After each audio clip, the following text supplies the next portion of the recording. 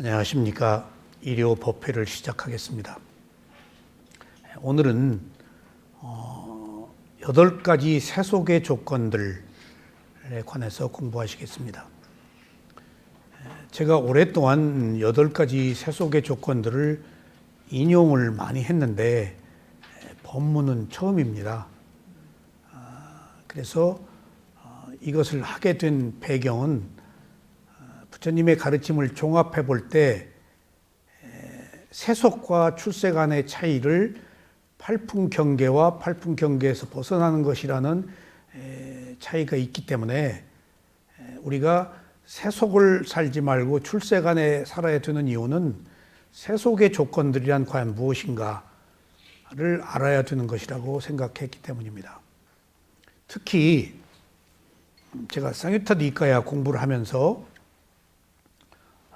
부처님이 어떤 분이냐라고 아쇼카 대왕이 이 승가를 조금 정리하실 때 부처님이 분별지가 있는 분이다라고 말한 스님은 그냥 비고 옷을 입히고 그 얘기를 안 한 사람은 다 옷을 벗겼는데 6만 명이 옷을 벗었어요.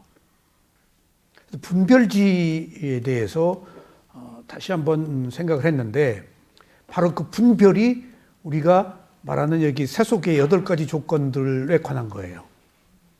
그러니까 이걸 부처님이 밝힌 거야. 그러니까 부처님의 가르침은 분별인데 이익만 얘기하지 않고 손실까지 알게 해서 양쪽을 보게 해서 벗어나게 하는 거예요. 그게 분별이에요. 이게 명예만 순기능, 순경계만 강조하지 않고 역경계까지를 함께 강조한 것이 분별이에요.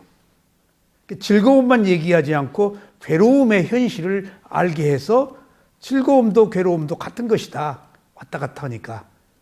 그래서 제3의 시각, 깨달음, 있는 그대로 보는 시각을 갖게 하는 것이 바로 기본적으로 팔풍경계 세속의 조건들이에요. 근데 이게 지금 책에는 8가지 세속의 조건들이라고 되어 있는데 이게 팔리어를 제가 안 봐서 모르겠는데 한국에서는 이걸 팔풍경계라고 그래요. 처음에 저는 팔품인 줄 알았어요. 8가지 품. 근데 풍이라고 그래. 그래서 풍보다 품이 나은데? 그랬더니 팔풍이래. 제가 이 공부를 안 했다는 얘기죠. 그리고 이제 오늘 법문하기 위해서 보니까 팔풍이라고 저기 했지만 8가지 바람이에요. 근데 8가지 바람이 경계, 조건들이야. 흑백, 선악, 옳고 그름, 즐거움과 괴로움, 순기능과 역기능의 경계가 있잖아요. 예? 그러니까 팔풍계, 이익은 순기능이잖아요. 손실은 역기능이잖아요. 근데 바람이 왔다 갔다 하게 한다는 거예요. 우리들의 마음이. 그냥 있지 않다는 거예요. 그러니까 이게 세속의 조건들이에요. 이익에는 반드시 손실이 있고, 명예에는 반드시 불명예가 있고, 칭찬에는 반드시 비난이 따르고, 행복에는 반드시 불행이 있는, 함께 있는, 이게 선악이 함께 붙어 있는 거예요. 부처님은 선악에서 다 벗어나 버렸어요. 그러니까 출세간으로 갔어요. 선악은 세간이에요. 그러니까 옳을 것도 없고 그럴 것도 없는 상태예요. 다 부상하니까. 그게 깨달음이에요. 그래서 굉장히 중요한 내용이구나 하는 것을 새삼 제가 느꼈어요. 그러니까 우리가 좋았다가 나빠졌다 좋아졌다 하는 것이 바람 분 거예요. 왔다 갔다 시계추처럼 그러고 산다고요. 그래서 돌이켜 보면은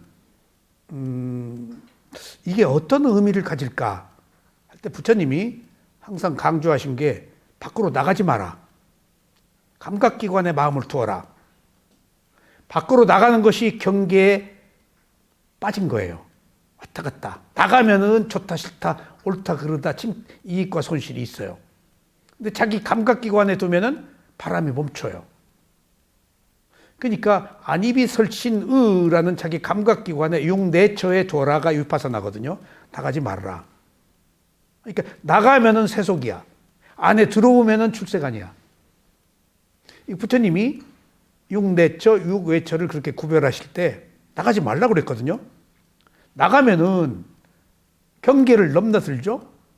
사실은 왜 경계를 넘나들죠? 나가면은 나갈 때는 내가 본다예요. 내가 듣는다. 근데 자기 몸과 마음으로 감각기관에 두면 나가 없어져요. 물론 어느 정도 나는 있겠죠. 근데 내 발, 내 호흡을 보면서 내 몸, 내 호흡, 내 발이라고 안 보잖아요. 그냥 몸이라고 보지. 이게 나가면은 내가 본다가 자동적으로 붙어요.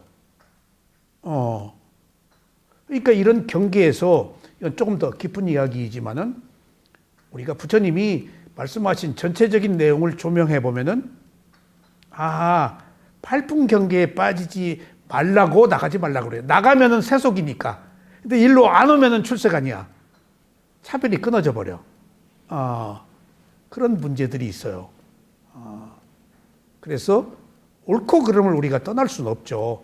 근데 이미 옳고 그름으로 갔다면 손경계, 역경계에 빠진 거예요. 통일하지 않으니까. 그러니까 거기서 이제 가장 중요한 게 업이에요. 업이에요. 여러분들이 경계에 빠지지 않으려면은 무상고무화로 보면 좋겠죠. 근데 무상고무화는 어려운 지혜예요. 실지하는 지혜예요. 사물의 궁극의 이치예요. 그거 몰라요. 그리고 무상을 알아도 받아들이기 싫어요. 고는 더더욱. 무아는 말도 안 되는 얘기예요. 이건 높은 단계의 정신적 수준의 지혜이기 때문에 쉽게 우리가 무상고무화를 체득하고 받아들여서 실천하고 살기는 어려워요. 구도의 길로 들어섰을 때 조금씩 점진적으로 지혜가 성숙되어서 알아가는 것이지 알아도 쉽지가 않은 거예요. 그 무상을 받아들이겠어요? 내가 살기 위해서 태어났는데 죽는 것을 본능적으로 본질적으로 거부해요. 그래서 지금 이런 경계를 우리가 알아야 되는 것이 지금 저는 가장 강력한 무기가 업이라고 봐야 돼요. 업이라고 봐야 돼요. 제가 업이라고 보기 때문에 비교적 괴로움 없이 살아요.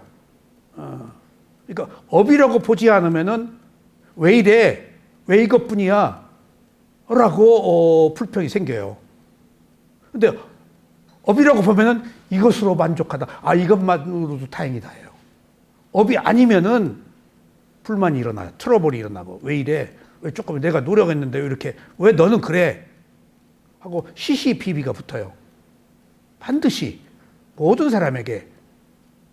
근데 딱 업이라고 보면 이것도 고맙다.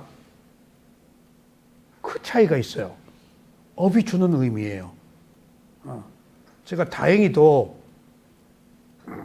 그 업을 가장 업이 원인과 결과 12연기거든요.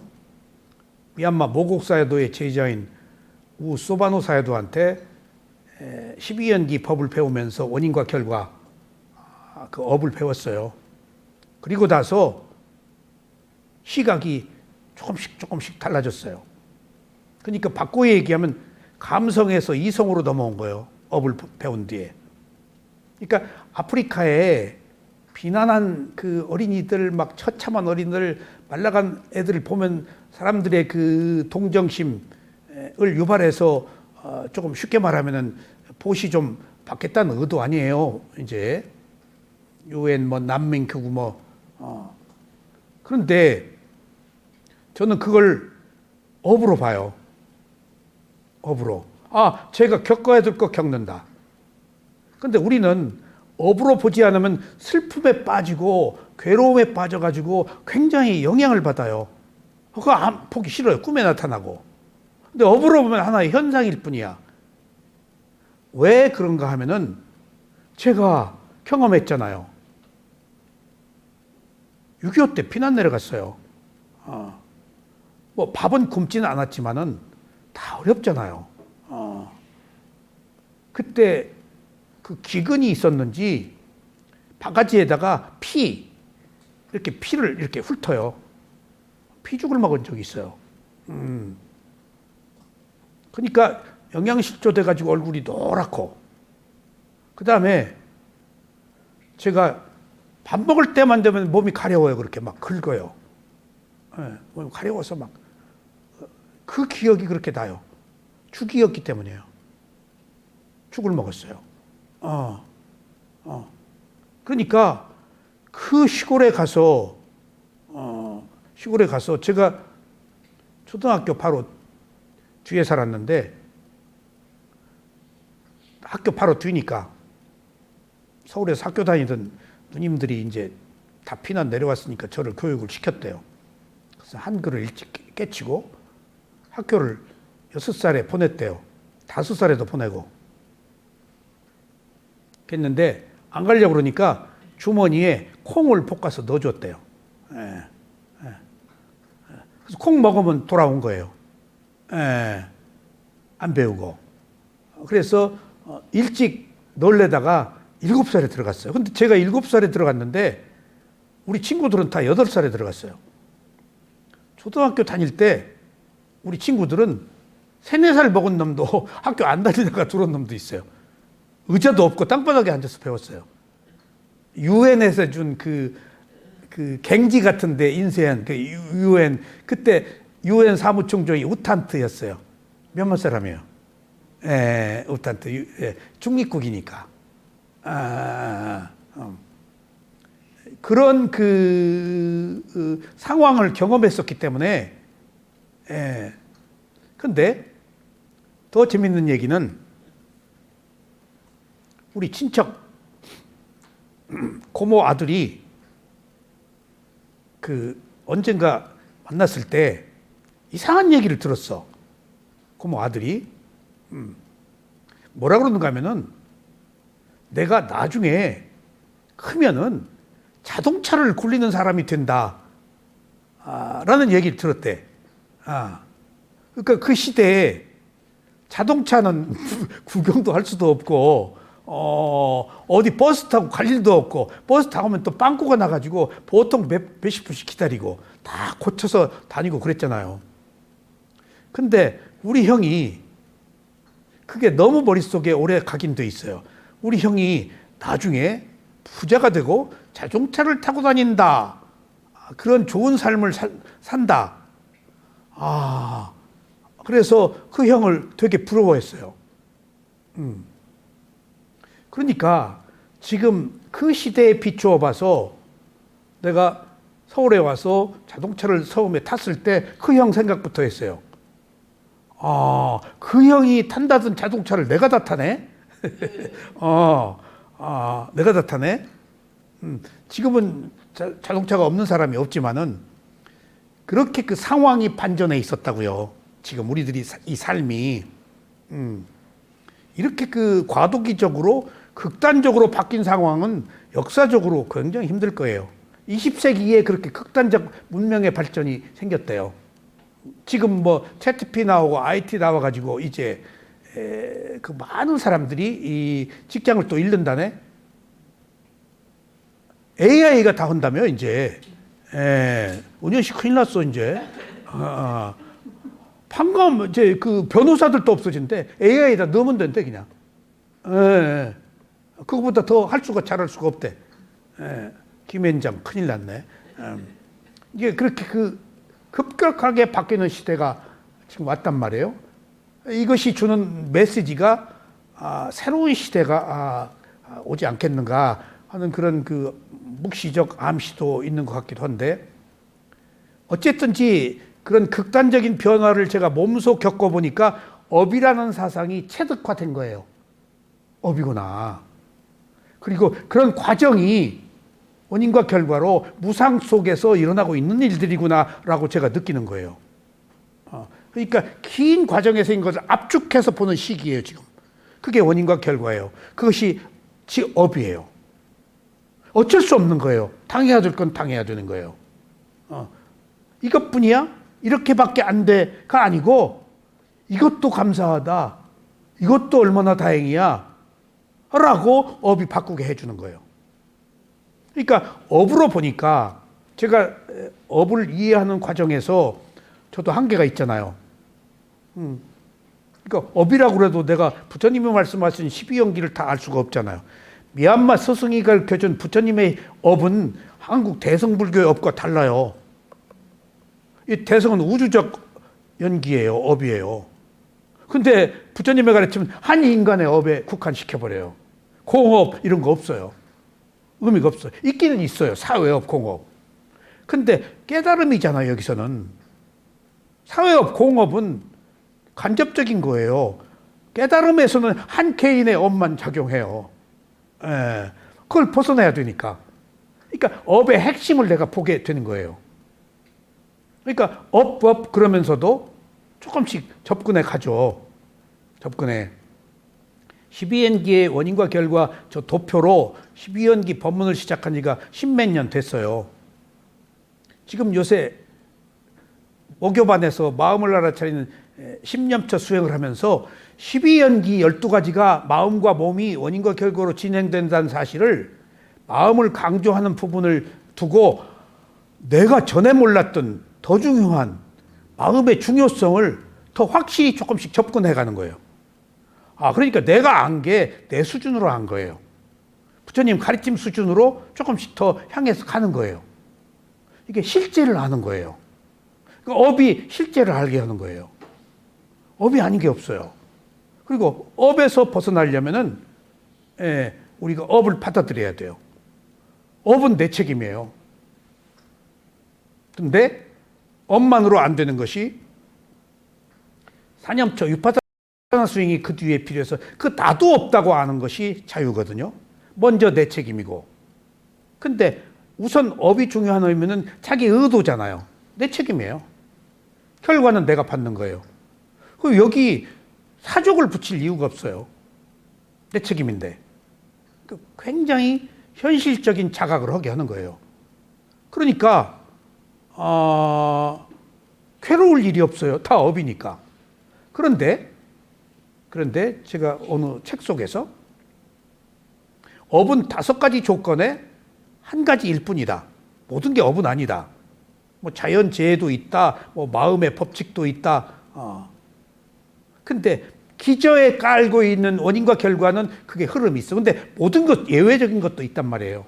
이 세상에 예외적인 게 있다는 사실이 또 재밌어요. 그러니까 다 그대로 되진 않아요. 31개의 존재에게 생명들도 다 그냥 찍어내도 사는 게 아니에요. 각자 업이 다르기 때문에. 그러니까 부처님이 어디 탁발 나가서 밥을 못 뱉는다. 어떤 사람이 나가면 밥을 안 줘. 근데 여기 오늘 그 얘기가 나와요. 마라가 방해해서 안 준다. 근데 마라가 죽음이거든. 마라가. 근데 의인화해서 빠삐만이라고 부처님은 얘기하셨잖아요.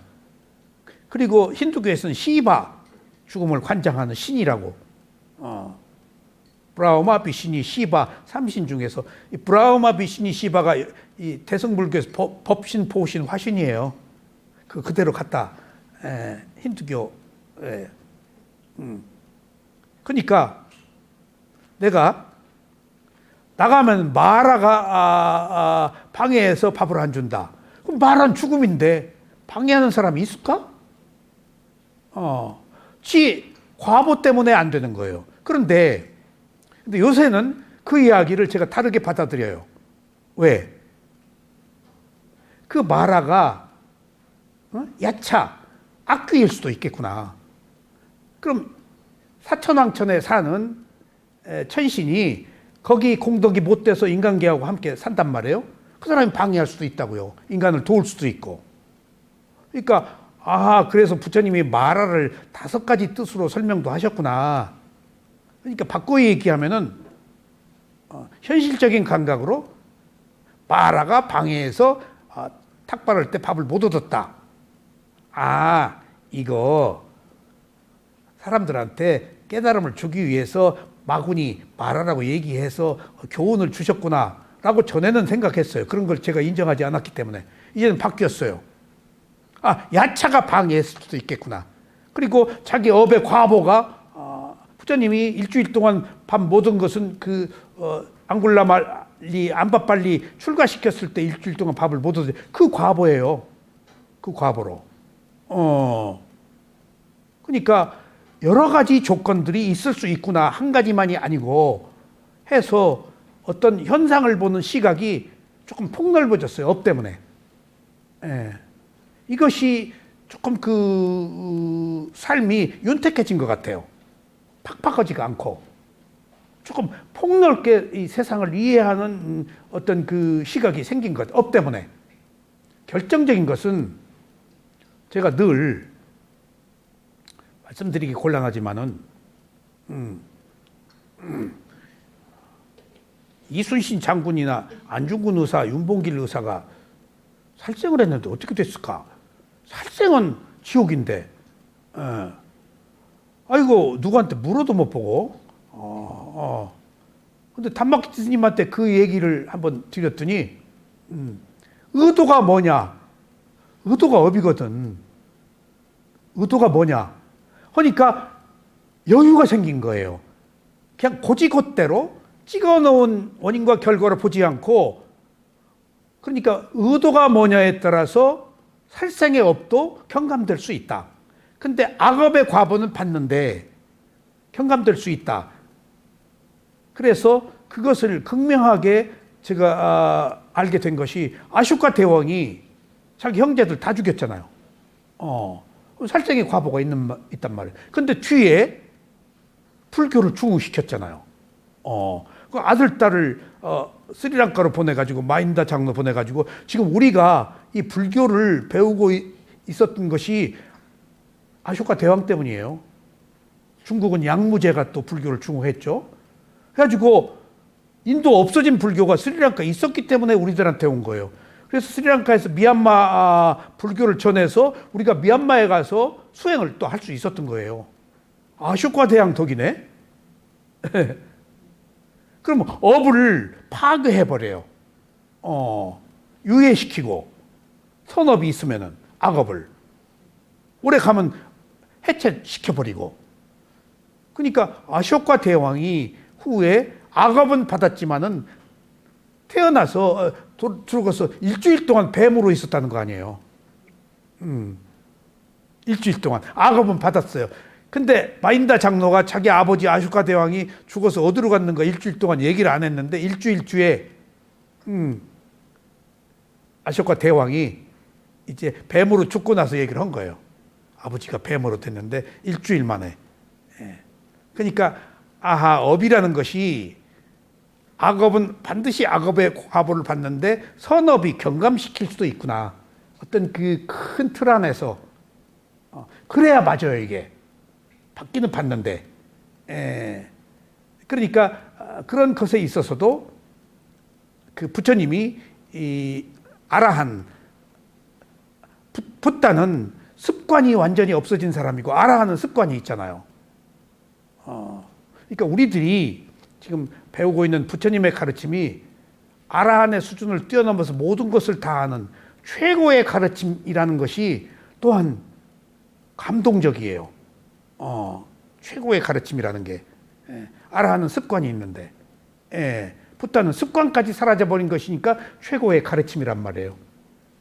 그런 점에 있어서 우리가 이 팔풍 경계를 볼 때 이것은 세속의 조건들이다. 조건은 원인과 결과거든요. 연기예요. 그것이 바람처럼 왔다 갔다 한다. 그러니까 그런 세속의 조건은 세속의 업이 개입된 거예요. 근데 세속의 선업과 악업이 사라져버린 것이 팔풍 경계를 벗어난 거예요. 그게 중도예요. 오직 위파스나 수행으로 그게 가능한 거예요. 그러니까 지금 우리가 결론을 내리면은 부처님은 뭐 한 분이다? 분별한 분이다. 무엇을 분별? 양쪽을 다 알게 했다. 즐거움이 있으면 괴로움을, 이익이 있으면 손실, 명예가 있으면 불명예를. 그것들은 순경계와 역경계로 시각각 교차한다. 시계추처럼 왔다 갔다 하듯이. 그것이 세속이다. 근데 여기서 어떻게 벗어나느냐? 사념초 위파사나 수행으로 옳다 그르다 하지 말고 분별해서 양쪽을 다 보는 거예요. 한쪽만 보지 말고. 그러면은 서로 오라. 양쪽에서 하는 얘기가 서로 각자 입장에서 옳다 그르다 하는데 각자 입장에서 오라. 이쪽에서 입장에서 오라. 그럼 무엇이 오라? 무엇이 옳은 것은 옳은 것도 없고 그런 것도 없다가 답이에요. 왜? 무상하니까. 옳은 것도 일어나고 사라져. 그런 것도 일어나고 사라져. 일어났다고 사라지는 무상 앞에 무슨 의미가 있어? 그러니까 그런 시각으로 무상을 보게 하기 위해서 팔풍경계 세속의 조건들을 벗어나기 위해서 있는 그대로 보면은 무상이 드러난다는 거예요. 무상이 없으면 답이 없어요. 무상만이 유일하게 답이에요. 그러면 이제 변하네? 그럼 또 무상을 집착하네. 아이고, 일어나고 사라져버린 거야, 일어나고 사라져버린 거야. 하고, 무상이 이제 교주가 신념이 돼버리네? 그러면 안 돼요. 지혜에 빠져요. 다 허무주의에 빠져버려요. 있는 것을 긍정하지 않아요. 그래서 무상에서 벗어나려면 무상을 무상으로 봐야 돼요, 또. 무상을 무상으로 봐야 돼요. 그래야 무아로 가요. 무상이 있다, 무상하다, 무상이 아닌 게 없다 라고 하면 무상에 집착해요. 지혜에 집착하는 거예요. 벗어나야 되는데, 그러니까 무상이 모든 걸 해결하는 게 무아가 모든 걸 해결해요. 무상도 무상하다고 볼 때 무아를 느껴요. 무상을 내가 무상을 알았어, 내가 최고야. 무상을 내가 알았거든, 그 지혜로. 근데 그 지혜도 없어, 내 게 아니야 라고까지 가야 돼요. 이것들이 팔풍경계가 주는 어떤 그 조건들이에요. 그래서 오늘 이 팔풍경계를 느끼면서 제가 몇 가지 이제 가닥지를 설명을 드렸는데, 마지막에는 업으로 봐야지 여기서 벗어난다. 천착하지 않는다. 원인과 결과로 봐야지 하는 것들입니다. 자, 오늘 그래서 8가지 세속의 조건들, 출세관이 아니에요. 이것을 양쪽을 다 알아야 우리가 출세관인데, 그건 있는 그대로 보는 위파사나로서만 가능하다. 세속의 조건 속에서 들어가서 일단 한 가지만 보지 말고 2가지를 다 알아야 균형된 시각으로 너머의 무상이 보이는 거예요. 나 없음도 보이고. 자, 본문에 들어가 보시겠어요? 이 불균형된 세계가 절대적으로 장밋빛은 아닙니다. 이익과 손실, 이게 장밋빛 아니다. 또는 전적으로 가시밭길이라고 할 수도 없습니다. 장미는 부드럽고 아름답고 향기롭습니다. 그러나 그것이 자라면 줄기는 가시투성이입니다. 장미는 장미일 뿐입니다. 가시는 가시일 뿐입니다. 인간은 장미 때문에 가시를 만지지 않을 것이며, 또한 가시 때문에 장미를 얕보지도 않을 것입니다. 함께 있다는 얘기예요. 여기서 또 한 가지 재밌는 제가 영감을 얻었어요. 암밥빨리에 대해서. 제가 경전이나 그런 걸 공부하지 않았거든요. 그리고 많이 듣지도 않았어요. 저는 미얀마 가서 수행을 한 사람이지, 그런 그 불교적 뭐말인지도 모르는 중국식 한문을 본 적도 없고 들은 적도 별로 없기 때문에, 그러니까 수행에서 조금 어느 정도 견해가 생기니까 경전 보면은 이렇게 복잡해. 그냥 딱 수행해서 안 것들이 책에 보면 그냥 어렵게 쓰여 있어. 그러니까 경전을 읽을 재미도 못 느꼈어요. 그리고 위파사나 수행이 대념처경 사념처인데 수수관같이 재미가 없어요. 금강경같이 재미있는 게 아니에요. 매우 수수관같이 담백하고 너무 뻔한 얘기들이에요. 근데 그걸 최고의 경전으로 치거든요. 상자불교. 수행에 대한 지침이니까. 그러니까 꿀발라 있질 않아요. 부처님의 가르침에는. 그래서 이런 그 원인과 결과를 보고, 안바빨리가 망고나무 아래서 태어난 것을 그 과수원 주인이 부처님한테, 아니 왕한테 갖다 준 거 아니에요. 근데 그 안바빨리가 옛날에 아라한 침 뱉는 거 보고 욕을 해가지고 태어날 때마다 그 과보로 창녀로 태어났다는 거 아니에요. 근데 여기서 이런 문제가 또 이미지가 뜨더라고요. 창녀로 태어났어? 그거 불선 과보 아니에요. 근데 창녀로서 아라한을 욕했기 때문에 그 과보가 더 가혹하려면 어떻게 해야 될까? 모든 사람이 창녀를 좋아해야 되지 않겠어? 그 과보가 더 세지려면? 그러니까 안바빨리가 가장 예쁜 여자가 됐단 말이에요. 창녀의 최고의 조건을 예쁜 것으로 형성했단 말이에요. 근데 악업과 선업은 또 다르단 말이에요. 예쁜 것은 선업이에요. 그 양극단을 다 함께 가지고 있었구나. 양극단을. 그러니까 몇 생을 창녀로 태어나서 그 고통을 겪어야 했는데 그 과보로 그때마다 가장 예쁜 여자로 태어났다는 것이 의미하는 뭔가. 그러니까 딱 예쁜 여자가 딱 무서워져 버렸네 요새.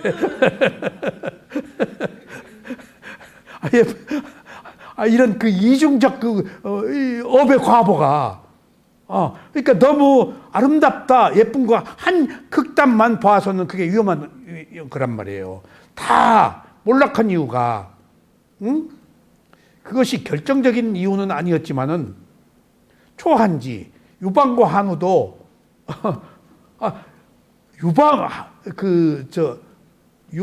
유방하고 저기 누구죠?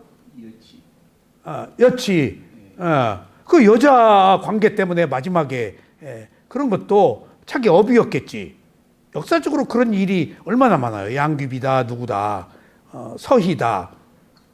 그러니까 바꾸어 얘기하면은 그런 여기서 팔풍경계가 그것조차도 그 왔다 갔다 이익과 손실, 명예와 불명예, 칭찬과 비난 이런 것들을 양쪽을 보지 않으면은 한쪽에만 보면은 그것이 자충수고 자기 몰락이고 괴로움의 길이라는 것을 세속에서도 알게 하는 거예요. 이것 자체를 출생안에서 벗어나지만은 세속에조차도 이익과 손실의 견해를 알면은 세속에서 윤택하게 살 수 있다는 얘기예요. 그러니까 제가 어느 재벌하고 함께 씨름협회 만들고 함께 늘 여행하면서 재벌을 우리가 만날 수 없잖아요. 농담이 아니라요. 그들의 삶이 어떤지 직접 같이 이해할 수 없는 부분과 이해할 수 있는 부분. 근데 그런 얘기를 하더라고요. 재산 분할 방법을 얘기해 주더라고요. 버는 돈에 얼마는 자기는 도네이션 한대요. 그래서 어디 학교도 지어주고 뭣도 해주고 그 원칙을 지킨대요. 자기들은. 그런데 어느 경우에 사소한 푼돈 가지고 화를 내고 친구들한테 돈 구워준 거 막 어쩌고 저쩌고 할 때 그 회장님 뭘 그걸 가지고 그러세요?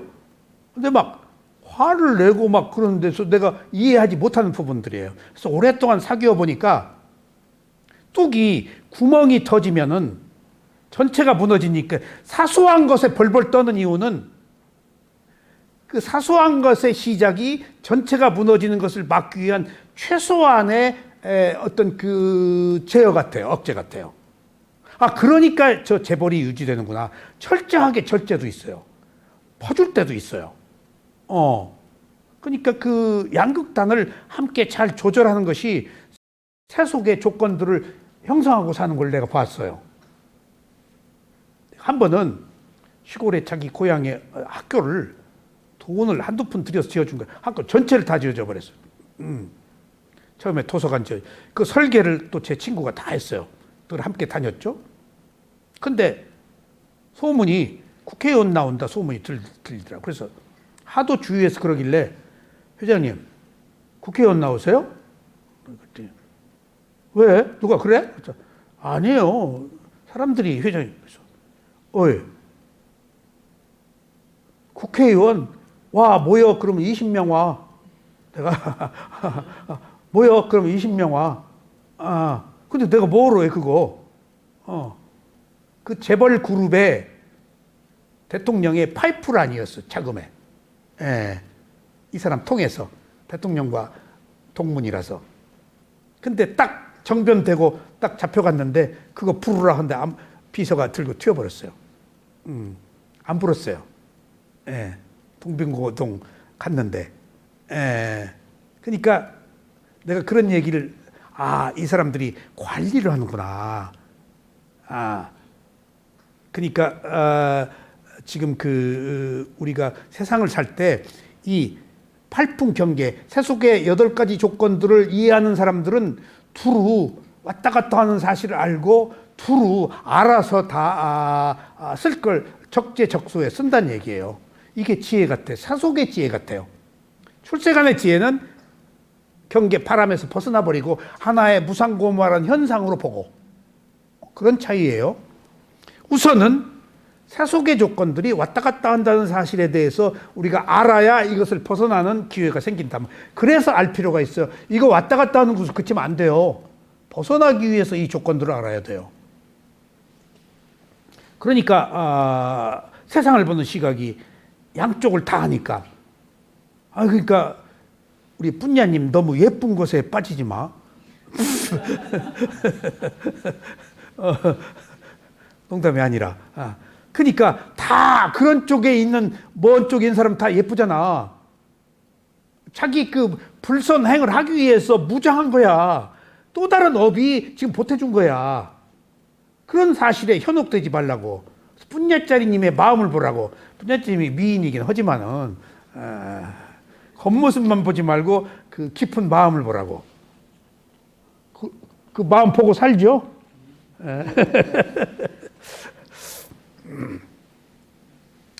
이게요, 부부의 만남이 업의 과보이기 때문에 어떻게 못하는 거예요. 어떻게 못하는 거예요. 정말이에요. 업으로 받아들여야 돼요. 자, 그래서 이 장밋빛이라고 그래서 안밥빨리가 생각이 났어요. 낙천주의자에게는 이 세상은 절대적으로 장밋빛이다. 근데 염세주의자에게는 이 세상은 완전히 가시밭길이다. 아까 그 말이에요. 그 말이에요. 양극단이 함께 있는 것. 그러니까 업으로 보면은 내가 최고다. 저쪽 하지 말고 이것으로 감사하다 하면 자기 절제가 되고 자기 수준으로 분수를 지키잖아요. 좋으면 분수 안 지키고 끝없이 상향 조정되잖아요. 그러나 두 가지가 있죠. 낙천주의자, 그다음에 염세주의자. 부처님은 어떤 분이야? 그러나 사실주의자에게는 이 세상은 절대적으로 장밋빛도 아니며 그렇다고 가시밭길도 아니고. 사실주의가 뭐야? 있는 그대로 보는 리얼리티, 실제, 궁극의 이치, 현상, 무상고보아요. 그러니까 낙천주의자와 염세주의자의 사이에 두 가지를, 낙천주의, 염세주의를 가지고 있는 문제를 보니까 사실주의여야 그것으로부터 벗어날 수 있다고. 이게 사실주의가 두 가지를 분별했기 때문에 사실주의가, 리얼리티가 생겨난 거야. 불교를 전체적으로 조망할 수 있겠죠? 예? 낙천주의, 염세주의 그거 가지고 안 돼. 두 개를 다 봤을 때, 있는 그대로 봤을 때 사실주의가 나와. 그것이 부상고모예요. 실제, 리얼리티. 이 세상은 절대적인 장밋빛도 아니며 그렇다고 가시밭길도 아니다. 사실주의적 관점에서 보면 인생은 아름다운 장미는 물론 날카로운 가시로 가득 차 있다. 두 개가 함께 있다. 지혜로운 사람은 장미의 아름다움에 취하지도 않으며 단지 그것을 있는 그대로 볼 것이다. 가시의 특성을 잘 알아서 그는 그것을 있는 그대로 보며 상처를 입지 않도록 조심할 것이다. 오른쪽과 왼쪽 휘지 않고 흔들리는 시계추처럼 네 종류의 바람직하고 바람직하지 못한 조건들이 이 세상에 있다. 이건 어쩔 수 없어. 응? 타고 태어난 거야. 그러니까 뭔 일이 잘 되면은 잘 되어서 좋고, 잘 안 되면은 고통을 받아서 왜 잘 안 되는가를 깨칠 수 있어서 좋고, 잘 되면은 감각적 의무에 빠져서 쾌락에 빠지고, 잘 안 되면 염세주의에 빠져서 비애해서 자살하고. 근데 우리는 잘 되면 잘 돼서 좋고, 원인과 결과로 잘 될 만해서 잘 됐고, 또 잘 안 되면은 원인과 결과로 안 되어서 이제 깨쳐서 벗어날 수 있어서 좋고. 이게 양극단을 있는 그대로 보는 시각이에요. 이게 중도예요.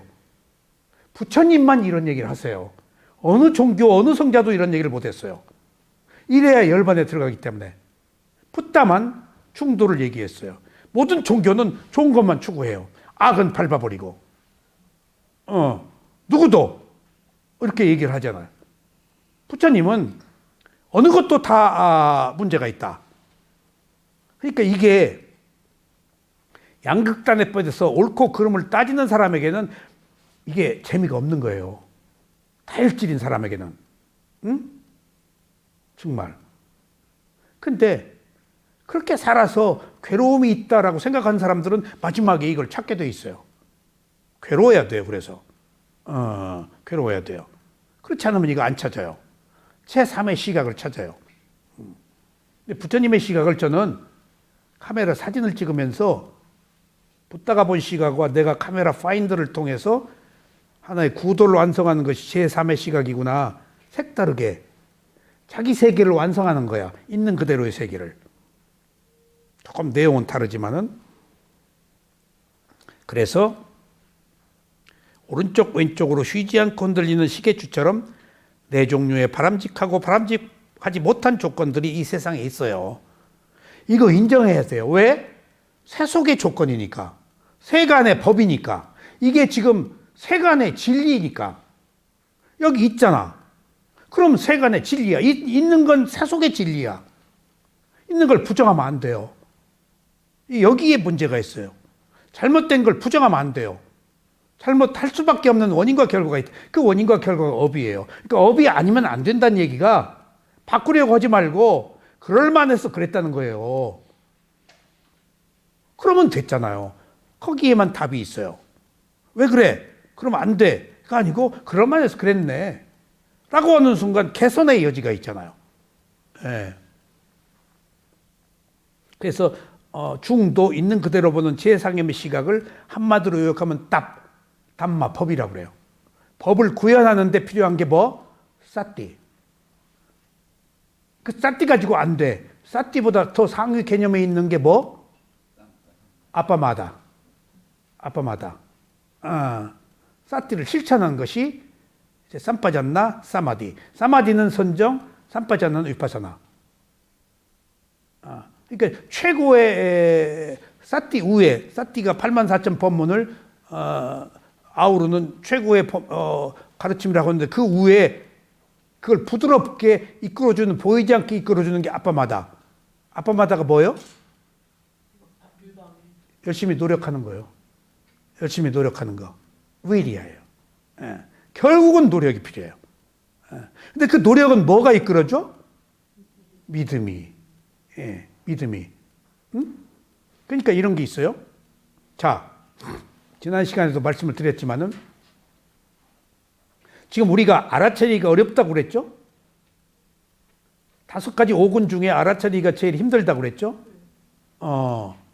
딴 것들은 다 균형 감각을 이루어야 되는데 알아차림 하나만큼은 예외다. 아무리 알아차려도 부족하다. 그래서 다다익선이다. 믿음, 지혜, 노력, 집중은 다 균형이 있어야 돼. 알아차림 하나만큼은 안 돼. 왜 그러지? 알아차림이 뭐라서? 업이요, 알아차림이. 근데 내가 가지고 있는 업이 아닌 새로운 업을 만드는 것이 알아차림이에요. 그럼 새로운 업은 뭐지? 깨어서 각성된 상태로 본다는 거예요. 그럼 각성된 상태로 깨어서 각자 깨달을 각자 그냥 있는 그대로 지켜보고 깨어서 보고 각성돼서 보고 하면 노력이 없으면 안 돼. 깨어서 보기가 쉬워? 어렵지. 왜 그렇지? 살아온 습관이 아닌 새로운 습관이야. 그래서 알아차리기가 힘든 거예요. 근데 왜 알아차려? 처음에 시작할 때 알아차려. 왠가 하면은 처음에 조금 힘이 있으니까. 근데 조금 지나면 못 알아차려. 깨어있기가, 새로운 습관을 유지하기가 힘들으니까. 그래서 두 눈 알아차림 뒤에 이 눈 알아차림을 바꾼다고 그랬잖아요. 처음에는 힘이 있어. 근데 힘에 한계가 있잖아. 근데 이게 약해져 버려. 그때는 있는 알아차림이 그 자리에 들어와야 돼. 그러면은 보세요. 왜 알아차리기가 힘들어? 습관을 바꾸고 새로운 습관이기 때문에. 그리고 노력을 해야 되기 때문에. 없는 힘을 써야 되기 때문에. 이거 우리는 몰라요. 왜 그런지. 그래서 두 눈 알아차림은 무엇이 앞에서 이끈다고? 믿음, 노력이. 근데 믿음과 노력에 한계가 있어. 항상 청정하지 못해. 가면은 이 에너지가 소모돼. 그럼 하다가 그만둬. 수행하다가 그만두거나 1시간 좌선해서 몇 분은 믿음 노력이 있는데 지나가면 이게 힘의 한계가 딸리는 거예요. 깔딱깔딱 자동차 고롱고롱 하듯이. 자기 힘의 한계야. 근해 오력이 아니잖아. 그래서 포기하거나. 근데 이때 믿음과 노력이 약해져서 두 눈 알아차림을 지금 처음에 시작해서 끌고 나가다가 약하면은 있는 알아차림으로 바뀌어야 되는데, 있는 알아차림 뭐가 밀어줄까? 아니요. 두 눈 알아차림은 믿음과 노력이 앞에서 끌어준다고 그랬지. 있는 알아차림 뒤에서 밀어줘야 돼. 뭐가 밀어줘야 돼? 지혜와 노력이 밀어줘야 돼. 지혜가 있는 알아차림을 끌어들이는 거예요. 밀어주는 거예요.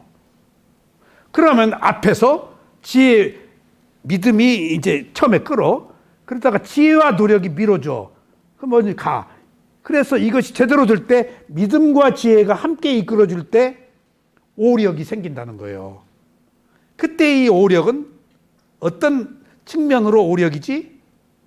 5가지가 저울에 달아도 하나도 기울지가 않고 평등 균형에 달아도 오근이 앞에서 믿음과 지혜가 이끌 때, 그러니까 믿음과 노력이 있는 두 눈 알아차림을 이끌고 조금 힘이 떨어지니까 이때는 지혜와 노력이 있는 알아차림을 만들 때 이렇게 믿음과 지혜가 앞에서 조화를 이루면은 이것이 5가지 그 오근이 저울에 달아도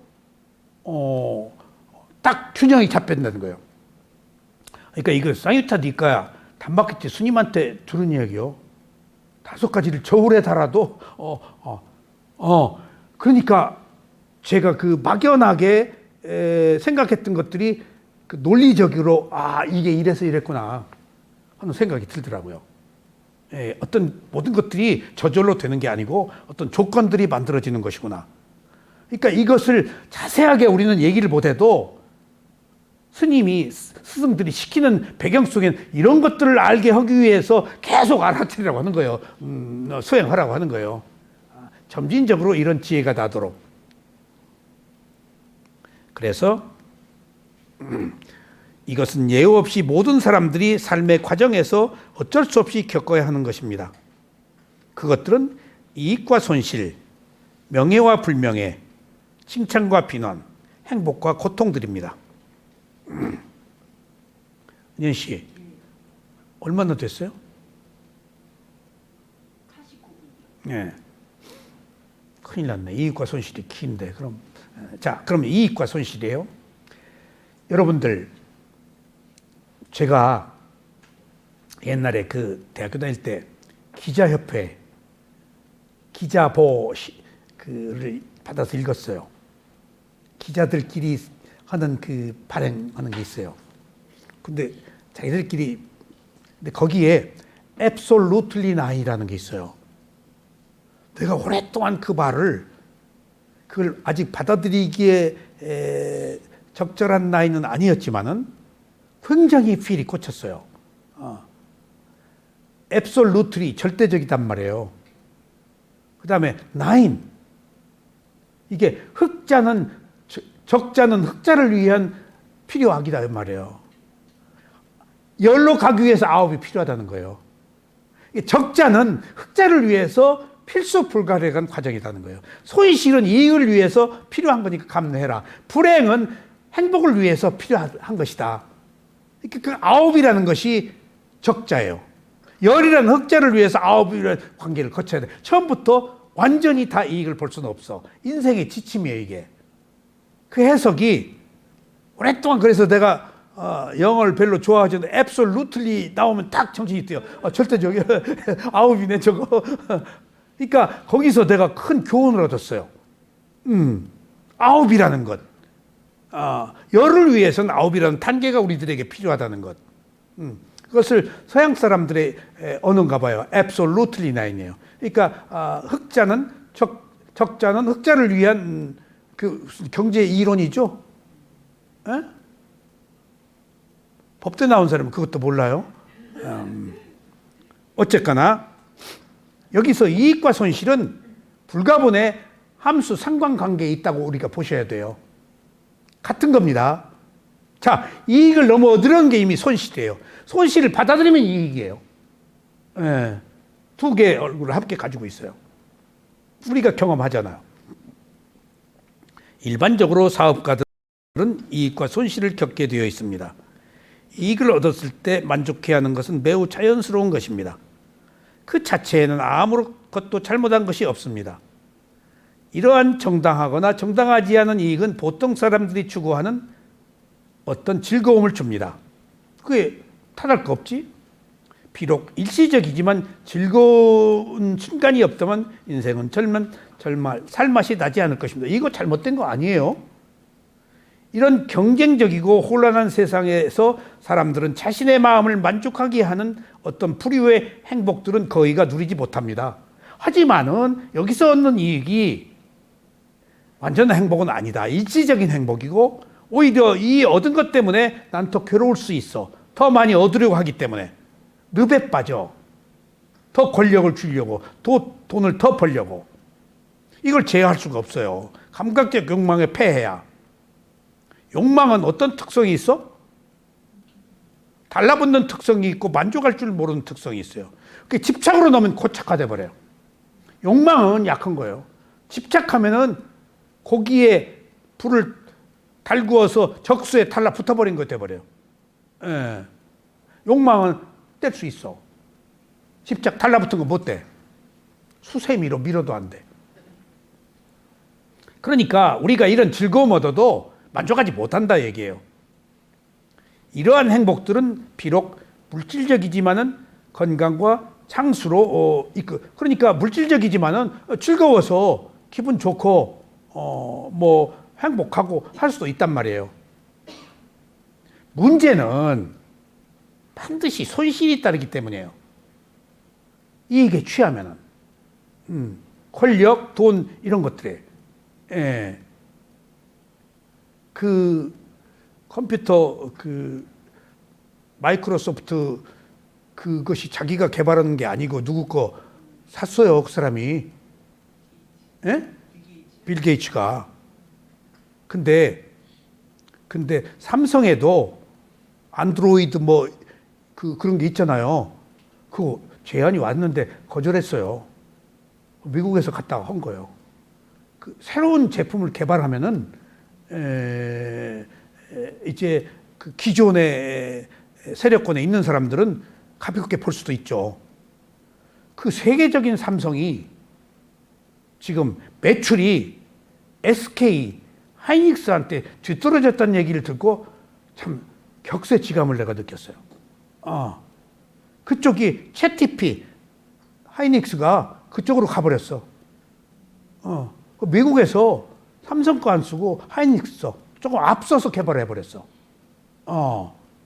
이런 것들이 지금 이익과 손실에서 이익이라고 할 것도 없고 손실이라고 할 것도 없어.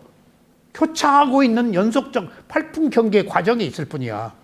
영원한 건 없다고요. 지금 이제 AT가 나와서 어떻게 지각 변동이 일어날지 몰라요. 정말로. 영원한 건 없어요. 무상해요. 지금 나의 괴로움도 나의 즐거움도 큰 시각으로 보자고요. 응?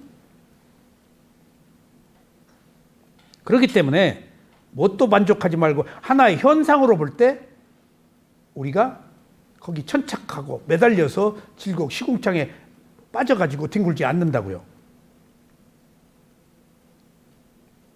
그것을 저는 몇십 년 전에 컴퓨터 개발될 때 그 재벌을 통해서 굉장히 우려하는 얘기를 많이 들었어요. 삼성이 큰일 났다. 삼성이 큰일 났다. 회장님 왜요? 그랬더니 미국에서 지금 삼성을 위험하게 보고 있다. 근데 이병철 씨가 일본 가가지고 반도체 원래 금성사 박승찬이라고 금성사 사장이었어요. 그게 산업의 쌀이라고 반도체 얘기를 막 주장했거든요. 그때 제가 월남에 있을 때예요. 근데 친구를 서울공대 다닌다고 너 반도체 해라. 그래서 걔 미국으로 유학 갔어요. 반도체. 몇십 년 전이에요. 내가 계속 앞으로 반도체 시대가 온다. 그 아마 걔가 그 이후에 모르겠는데 그때 반도체 초기에 실리콘밸리에 가서 반도체를 그 집 부자예요. 그 친구가. 나는 해병대고 걔는 육군인데 계속 너 미래는 반도체다. 금성사 박승창 사장 산업의 쌀이다. 그렇게 말은 했는데 그걸 실천한 사람은 이병철 씨였어요. 삼성이었어요. 그래가지고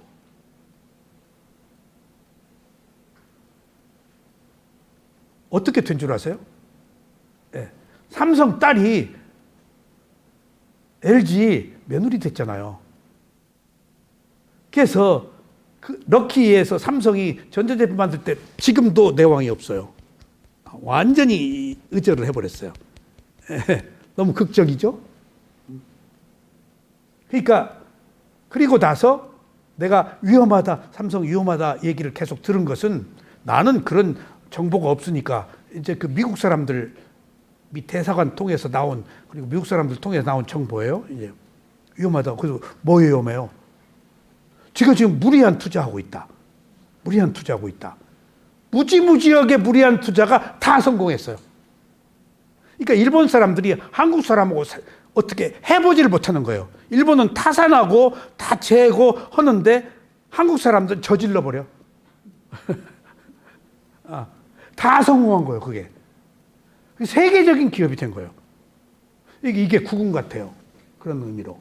그런 삼성이 하이닉스한테 밀리고 또 중국한테 2% 차이로 역전된 기술이 지금 삼성 기술이 그런 걸 보고 무상을 또 느껴. 아, 영원한 건 없구나. 그러니까 어느 의미로 우리가 이제 팔품 경계에서 나오는 이야기들이야. 그러니까 급변하는 시기에 살아남기 위해서는 남다른 새로운 시각을 가야 되는데 우리는 수행자니까 그것을 뛰어넘는 시각, 그 안에 팔품 경계 왔다 갔다 하는 시각이 아닌 삶을 사는 것이 완전한 답이고 세속에서는 각성해서 깨어 있어야지. 세속의 조건들이니까. 응? 우리는 양쪽을 다 알아서 이것들의 무상함을 알기 위해서 지금 보는 거예요. 여기서는 무상함 모르지. 예, 이 세속에서는. 근데 우리는 무상함을 알아서 덧없음을 알아가지고 사물의 이치를 알아서 이런 데 빠져가지고 괴로움 겪지 말자는 것이지. 우리들 안에 온 즐거움 괴로움을 해결하는 방법에 있어서 그걸 제시하고 있는 거예요. 문제는 손실의 경우에 생깁니다. 이익을 얻었을 때 인간은 미소를 지을 수 있지만 손실의 경우에는 그렇지 못합니다. 그래 죽을 때 미소 지으면서 죽자는 얘기야. 가끔 손실은 정신적 착란으로 이끌며 손실이 참을 수 없는 정도일 때는 자살을 하기도 합니다. 여러분들 왜 자살해? 제가 이런 걸 느꼈어요. 이런 걸 느꼈어요. 연예인들이나 누구들이 유명한 사람들, 가수들이 하나같이 공황장애를 가지고 있어. 그 공황장애 왜 생겼을까? 네? 유명세예요. 허영이에요. 에고예요. 근데 인기는 무상한 것이거든. 그게 자기가 배역인데, 그 역할인데, 그게 나라고 생각한다고. 인기, 유명하다는 것은 돈이잖아. 훌륭한 게 아니다고. 근데 그것은 무상하잖아. 그러니까 조금 지나고 나면 인기가 시들어버리네? 그러니까 공황장애가 올 수가 없어. 연예인이라는 것들이, 유명하다는 것들이 가지고 있는 불가피한 한계 상황이야, 그게. 부상을 못 받아들이는 거야. 함몰되는 거야.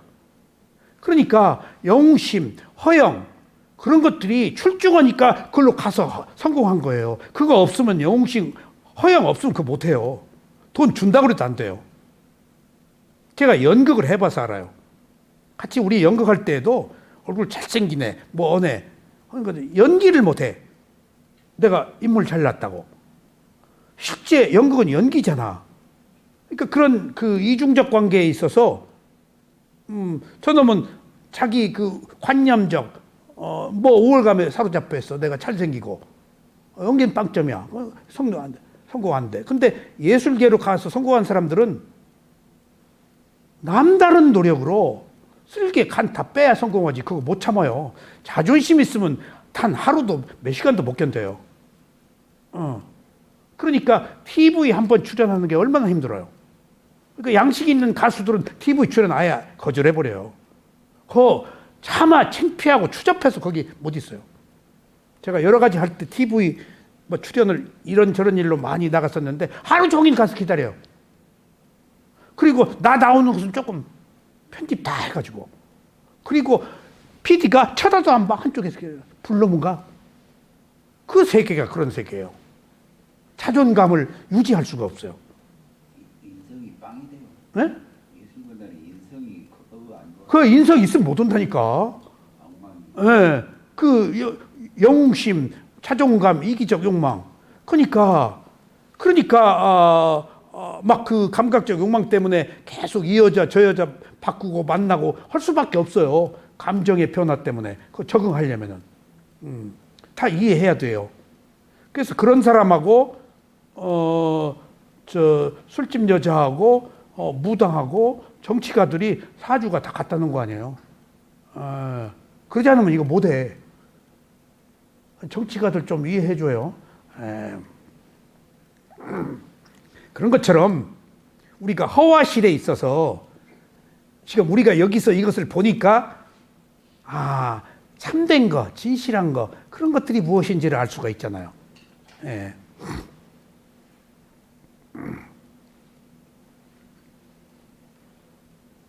그래서 그렇게 자살하는 거예요. 그러니까 자기 만족을 못해서 무너져 버리니까 그게 내가 아닌데 나라고 생각하니까 다 누구나 다 가지고 있어요. 그 코미디언들도 그걸 다 이경주도 공황장애다. 누구도 내가 저런 정도로 가려면 어쩔 수 없이 연예인들이라는 것이 인기를 먹고 살으니까 저럴 수밖에 없겠구나. 참으로 불행하다. 그래서 김 교수는 그런데 안 가고 여기서 구도의 길로 지금 가셨잖아. 공덕이 많아서. 그런 그게 겸손한 게 마음을 갖기가 참 어려운 거예요. 우선 튀어야 되니까. 겸손해. 그럼 뒷전으로 밀리고.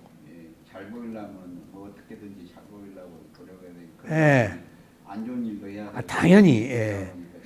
그러니까 사람 살기가 유명하다는 것이 그렇게 안 좋은 거예요. 허영, 허세가 이기적인 게. 모든 그 화려한 것들이 다 거기 그냥 붙어 있는 거예요. 그게 안밥빨리요. 안밥빨리가 얼굴이 그게 예쁜 것이 몸을 파는 업으로 태어났기 때문에 그렇게 예뻤구나 하는 것이, 예쁜 것이 정이 뚝 떨어져 버리네. 예쁜 것만 봤는데 옛날에는. 자, 조크였습니다. 그러니까 세상이 드러나 있는 것들 이면에 문제들이 다 있으니까 이면을 보자고요. 그게 실제예요. 드러나 있는 것은 관념이고.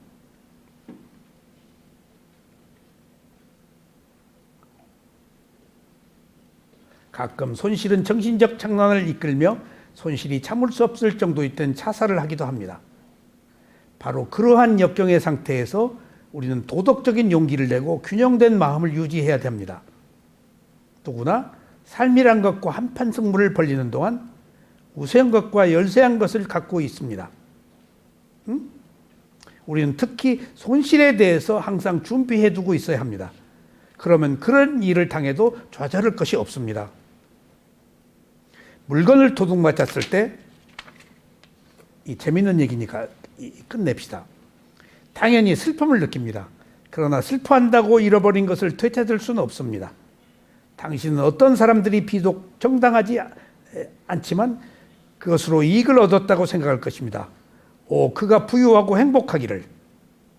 또는 당신은 스스로 이것은 최소한의 손실이야 라고 위로할 것입니다. 어떤 사람은 심지어 더 높은 철학적 자세를 취할 것입니다. 이 세상 어디에도 나 또는 나의 것이라고 부를 수 있는 것은 아무것도 없다. 여러 가지 형태네요. 부처님 당시에 한 번은 귀족 부인이 사리불 존자와 몇몇 승려들에게 음식을 제공했습니다. 그들을 시중드는 동안 그녀는 논쟁을 해결하기 위해 나갔던 남편과 아들이 중간에 습격당해서 모두 죽었다는 전가를 받았습니다. 이런 일이 경전에 잘 나와요. 그래가지고 여자 하나는 미쳐서 막 돌아다녔죠. 그러다 빨가벗고 사리불 법문하는 데로 왔죠. 사리불이 자기 가사를 벗어서 줬죠. 부처님도 거기 계셨어요. 아들하고 남편이 죽어버렸습니다. 그 가사를 주고 이제 제정신 돌아온 거예요. 사리불이 자기 빨가벗고 이 여자가 미쳐서 거부장자 부인인데. 그래서 부처님이 이제 제정신 돌아오니까 그 어디 가서 죽은 사람이 없는 집에 가서 겨자씨 하나씩 얻어와라. 가는 데마다 죽었다고 그러네. 혹시 여기서 사람 죽은 적 있어? 그때 죽었다고. 겨자씨를 못 얻네.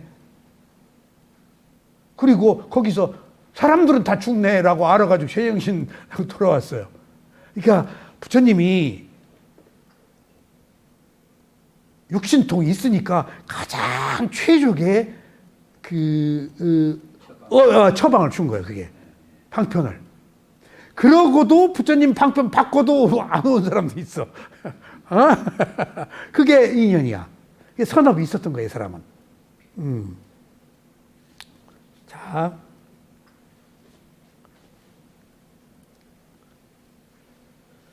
그들을 시중든 동안 그녀는 논쟁을 해결해 나갔던 남편과 아들이 중간에 습격당해서 모두 죽었다는 전가를 받았습니다. 그러나 그녀는 당황하지 않고 침착하게 그 전가를 허리주머니에 넣고 마치 아무 일도 일어나지 않은 것처럼 승려들의 시중을 들었습니다. 이거 너무했어. 이거 운현씨 같지 않아 이거. 승려들에게 주기 위해 버터 주전자를 나르던 하녀가 실수로 떨어뜨려서 버터찬을 깨뜨렸습니다. 하녀는 알았을 거 아니야. 그 부인이 당연히 잃어버린 것에 대해서 안타까운 마음을 느낄 것이라고 생각한 사리부타 존자는 그녀를 위로하면서 만들어진 모든 것들은 반드시 깨어진다고 말했습니다. 하녀 때문에 원래 그릇은 깨지는 거요. 이 현명한 부인은 조금도 내색을 않고 말했습니다. 이렇게 하면 하찮은 손실이 뭐 대단하겠습니까? 이렇게 하찮은 손실이 뭐 대단하겠습니까? 저는 방금 남편과 자식들이 모두 살해되었다는 전가를 받았습니다. 저는 마음의 균형을 잃지 않고 그것을 주머니에 넣었습니다. 저는 그러한 손실에도 불구하고 여러분들에게 시중을 들고 있습니다. 이건 너무 또 무슨 만화 같아. 저거 내가 도저히 못 받아들이겠어. 아유, 내가 더 모자란 놈이야. 이게 찔려 죽겠네, 이게. 이거 딱 마음에 와닿아야 되는데, 이렇게 마음에 와 닿지 않지? 그러니까 때가 된 사람이야. 그게 내가 업을 얘기하는 거예요. 경전에 나온 사람, 그게 보통 사람이 아니야. 부처님 시대에 부처님 만나서 팍 아라한이 터져버렸다는 게 어떤 사람 수다원, 그 자리에서 다 자기 업이야, 이게. 그걸 어떻게 해결해? 괴로움도 깨달음도. 이런 용기를 가진 여자는 크게 칭찬할 만합니다. 한 번은 부처님께서 마을에 탁발을 나가셨는데 여기 마군의 방해 때문에 부처님은 음식을 조금도 얻지 못했습니다. 여기 마군의 방해 때문이라고 그랬잖아. 근데 우리가 생각하기에 뭘 마군의 방해야. 예. 근데 실제 내가 이걸 딱 읽고 쌍유타 니까 공부한 뒤에 야차 악귀들이 방해했을 수도 있어. 도움도 주고 방해도 하고. 아이고 내가 한다고 그러더니 못했네. 우리 집에 갈 때 숲 입구에서 딱 삼배 한번 숲에 있는 천신들한테 옛날에 우리 산악회 선배가 하더라니까. 산에 갈 때 산신한테 기도한다 그래서 아이고 저 선배 미신적이다 했는데 그 선배가 지금 앞섰어 나보다. 그 선배 통해서 엊그제 연락이 왔더라고. 오래간만에 그 모임에 오겠냐고. 근데 옛날에 다 산행 같이 한 사람이에요. 이낙연이 처남도 끼어 있어. 이낙연이 부인이 우리 같이 산행한 사람들이거든요. 다. 그게 이제 제가 바빠서 안 갔지만은 그 선배 생각을 해. 벌써 몇십 년 전인데. 그러니까 그 미신적으로 보았던 그런 것들이 우리가 토속적 신앙으로 무시할 수 없는 부분들이 있구나. 그것들이 경건한 마음이야. 그러니까 그 선배가 이렇게 하면 뱀에도 안 물릴 수 있어 그러더라고. 근데 그 말도 곱씹어 보면은 그런 선한 마음이기 때문에 동물을 위하려는 마음이 있으면은 달라들어 무는데 이미 여기서 경건한 마음이 있기 때문에 파장이 갈 거 아니야. 그런 걸 내가 지금 돌이켜 보면은 전혀 깡그리 무시하고 살았는데 쌍유타 니까를 공부하고 보이지 않는 그런 세계를 존중할 때 우리가 훨씬 더 경건한 마음으로 관용으로 함께 가는 삶을 살 수 있겠구나. 여기 그 헌공법계 원공법계 재중생 자타이시라는 제일 마지막 법이 나오거든요. 그 말은 법계 모든 세상의 재중생 모든 중생들이 요 효과를 얻도록. 재중생은 축생이건 뭐건 하여간 이 세상에 있는 어떤 존재들 그 이제 대승에서 나온 얘기다. 예, 다 이렇게 잘 되기를 바라는 마음이거든요. 재중생 깨닫기를 바란다. 그러니까. 그런데 그게 무슨 그 존재라는 게 전부 지옥에서부터 여기 무섭기까지 다 말하는 거잖아요. 그게 예. 대승에서는 그게 단마키티 스님은 그게 지장보살이라고 그러더라고. 그래서 그게 지장보살이래.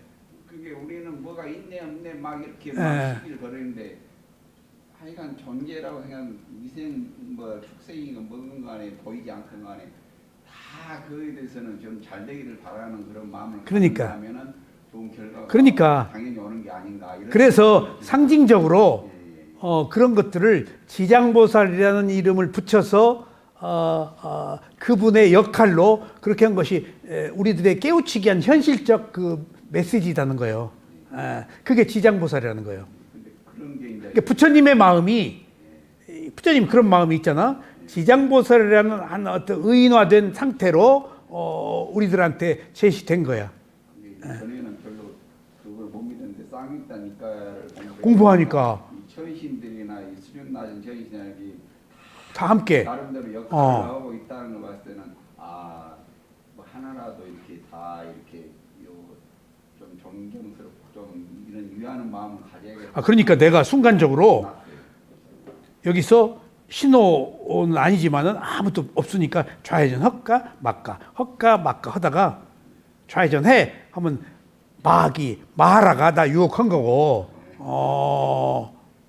그렇지 않으면은 내가 위험하게 어느 쪽에서 올지 모르거든. 자동차가 속도가 있기 때문에. 내가 그것을요 솔직히 우리는 그 운전을 안 해봐서 그런 질서를 몰랐는데 내가 올랑가 가지고 미군 부대 안에서 질서를 느꼈어요. 제가 그 다낭 그 노드메트 미 제3상륙사단이 있고 호이안에 해병대 청룡부대 청룡부대가 있었는데 12km 다낭과 미 해병대가 있으면 한국 해병대 꼭 붙어서 같이 가요. 작전 때문에. 그럼 이제 미군 부대로 항상 제가 가요. 헬리콥터나 뭐 그리고 거기 가서 자기도 하고.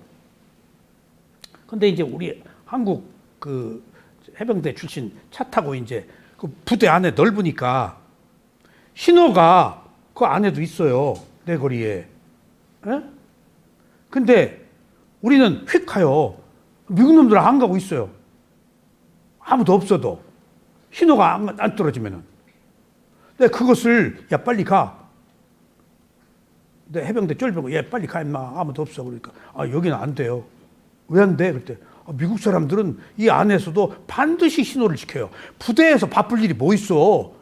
그리고 뭐 교통 위반 잡는 것도 아니고, 거기서 어떤 그 질서라는 것을 미국 사람의 선진 질서를 내가 느꼈어요. 아, 그리고 꼭 반드시 그 부대 안에서도 무슨 일이 있지? 양보해 주지? 그럼 반드시 엄지척을 해줘. 지나가고 보면 반드시 엄지척을 해줘. 그러니까 우리는 그 폐쇄된 사회에서 외국이라는 것, 서양 사람들하고 처음에 접한 것이 월남전 파병해가지고 미군들 만난 거거든. 문화가 다른 것들 완전히 달랐어요. 배 탔는데 미국 영토야. 그린머니 폰톱을 주더라고. 그러니까 애들이 쌀렘 담배 사고 뭐 사고 청바지 사고 거기 배 안에 월남간 죽을 놈이 뭔 청바지를 사.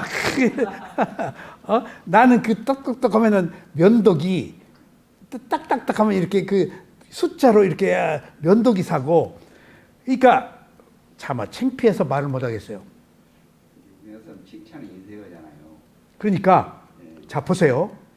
이게 참 창피한 일인데 해병대는 곰뽕 문항이라고 큰 보따리 있잖아요. 바레토를 탔는데 12일 걸렸어요. 월남 가는데. 예. 내렸는데 다 침을 풀게 해요. 거기 포크 나이프 미국 놈들 물건 다 패해서 훔친 거예요. 우주적 포크 나이프가 먹을 게 없어. 나중에 뭘로 퍼먹었어. 그냥 김바위, 해병대 김바위가 유명하잖아요. 전부 도둑질 김바위요. 그렇게 창피한 거예요, 이게. 도둑질한 거예요. 그리고 미 해병대하고 상륙작전 하죠. 그럼 배 타고 나가요. 미군 배에 있는 거, 우리는 월남 가는 배를 탔는데 해병대 상륙하는 미군 배, 거기 있는 거 선풍기 같이 떼와요, 애들이. 그렇게 도둑질하고 살았어, 우리가. 지금 문화, 옛날에 운전할 때 얼마나 불편부당하게 경찰한테 돈 찔러줬어요. 이렇게 쫙 넣어가지고. 그런 시대에 우리가 살았다고요. 목사님, 칭찬하면서 살아야 한다는 게 자기에 도움이 되는 게 그 무지 아니 저기 사무량심 있잖아요. 네. 자비이사. 다비희 함께 기뻐하는 네. 마음. 상대방이 잘 지었을 때 칭찬해 주면 그 공덕이 자기하고 똑같이. 그러니까. 그 상대방이 잘 될 만큼 그 칭찬. 그러니까 남의 좋은 일을 자비는 되는데 남의 좋은 일을 회방 사돈이 논 사면 배 아프지. 그 희가 없는 거야. 그래야 사가 균형된 시각이 생기는 거야. 네, 칭찬해주고 좋아하는 마음, 함께 기뻐하는 마음. 자기가 그만큼 같은 공덕이 온다. 칭찬에 좀 많이 칭찬해주고 이런 마음을 전에부터 힘들게 살았는가. 그러니까. 그래서 여기 지금 마군의 방해에 대해서 마군이 방해해가지고 지금 저 야차가 방해했을 수도 있네. 인정했어요. 마군이 조금 비꼬는 투로 부처님에게 배고픈지 안 배고픈지 질문하였습니다. 부처님께서는 번뇌로부터 벗어난 자의 마음가짐을 엄숙히 설명했습니다. 그리고 대답했습니다. 우리는 행복하게 산다. 우리는 아무런 번뇌도 없다. 우리는 기쁨을 기르는 자들이다. 마치 빛을 발하는 세계의 신들처럼. 욕계천상의 이제. 한 번은 부처님과 제자들이 한 바라문의 초대로 어느 마을에 우기안거를 하고 있었습니다. 그런데 바라문은 부처님과 승가에 필요한 것을 시중드는 의무를 완전히 잊어버렸습니다. 이 바라문이 브라우만 사제 계급. 목련 존자가 신통력으로 음식을 얻으려고 건의했지만 3개월 동안 부처님은 아무런 불평도 하지 않고 말모리꾼이 주는 말려울에 만족하였습니다. 부처님의 중요한 여성 제가 신자인 위사카는 부처님과 승가에 필요한 것을 도와주려고 자주 사원에 가곤 했습니다. 매우 값진 장식물로 몸을 치장하고 있었습니다. 승가의 일을 돌볼 때는 그것들을 떼어내 하녀에게 안전한 곳에 잘 보관하도록 지시하곤 했습니다. 한 번 하녀가 그것을 깜빡 잊어버려서 그것을 절에 두고 집으로 돌아왔습니다. 아난다 존자가 그것을 발견하고 안전한 곳에 놓았다가 위사카가 사원에 들을 때 되돌려 주려고 했습니다. 위사카는 그것을 놓고 온 것을 알고 하녀에게 가서 그것을 찾아보되 만약에 어떤 승려라도 그것을 만졌으면 그것을 도로 가져오지 말라고 지시했습니다. 하녀가 되돌아가서 찾아보니 아난다 존자가 그것을 안전하게 보관하고 있다는 것을 알았습니다. 이게요, 결박증이 있을 정도로 스님이 만지거나 이렇게 하는 것들에 대해서 거기는 이렇게 이런 교육을 받아서 이렇게 버스 앉으면 내 옆에 앉죠? 비구은 일어나요, 옆에. 그리고 안 일어나는 경우가 있어요. 아니, 이거 내가 안 일어나네, 이거? 그러니까 저쪽에서 어떤 사람이 일어나라고. 내가 비군 이 여자 일어나야 되는데, 안 일어나고 있어. 그러니까 어떤 사람이 일어나라고. 그러니까 이 여자가 일어나더라고. 그러니 어떤 남자가 와서 앉더라고. 그러니까 이제 위사카도 뭐 그런 그 계율을 지켰네요.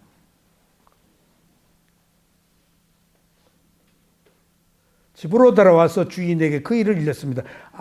그 사녀가 아난다 존자가 보관하고 있다. 위사카는 사원을 방문해서 부처님께 그 값나가는 장신구를 팔아서 얻은 돈으로 어떤 좋은 일을 해야 할지 물었습니다. 이제 스님이 손댔으니까 장신구를 안 받겠다 이거야. 스님 소유다. 부처님께 그에게 승가를 위해서 사원을 지으라고 조언했습니다.